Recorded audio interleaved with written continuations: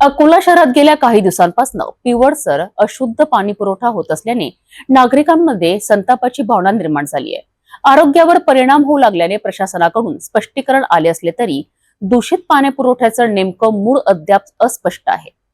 अकोला शहराला महाड येथील काटेपूर्ण धरणातून 90 MLD पाणी पुरवठा केला जातो। हे पाणी शुद्धीकरण करून नागरिकांपर्यंत पोहोचवले जाते असं प्रशासनाचं म्हणणं आहे। मात्र गेल्या काही दिवसांपासून शहरात अनेक भागांमध्ये पिवळसर आणि अशुद्ध पाणी येत असल्याच्या तक्रारी वाढल्या आहेत। नागरिकांमध्ये यामुळे उलटी, जुलाब, त्वचारोग यासारख्या समस्याही जाणवू लागल्या आहेत। या पाण्यामुळे नागरिकांच्या आरोग्यावर गंभीर परिणाम होत असल्याचं निदर्शनास आलं आहे।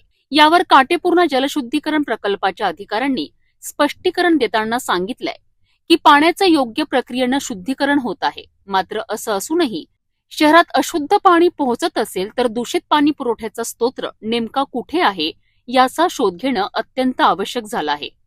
या पार्श्वभूमीवर नागरिकांनी प्रशासनाकडे स्वच्छ पाणी पुरवठ्याची मागणी करत दोषी विभागावर कारवाईची मागणी केली आहे।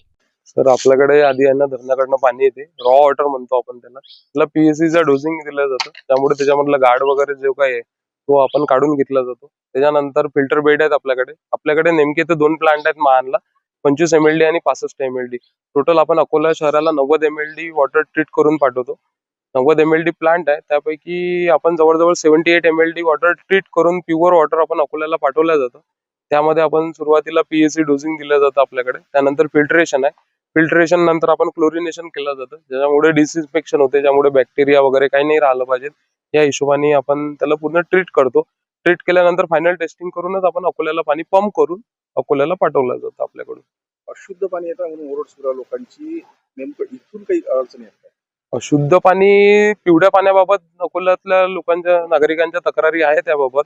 पण काय झालं, धरणातलं पाणी थोडं खालवर गेलेलं आहे, त्यामुळे ते जे काही माती, गाड वगैरे जे काही आहे त्यामुळे थोडा येलो कलर येत होता। पण मधा त्या पाण्यामध्ये पूर्ण सुधारणा झालेली आहे। आमच्याकडचं पाणी तुम्ही पाहू शकता, पाणी एकदम क्लिअर झालेलं आहे आणि वॉटर पूर्ण क्लिअर वॉटर आपण आता सध्या अकोल्याला पाठवत आहे। शहराला शुद्ध पाणी पुरवठा ही मूलभूत गरज असून नागरिकांच्या आरोग्याशी कुठलीही तडजोड होऊ नये। प्रशासनाने केवळ स्पष्टीकरण न देता दोष ठरवून योग्य उपाययोजना करणं हीच वेळेची गरज आहे।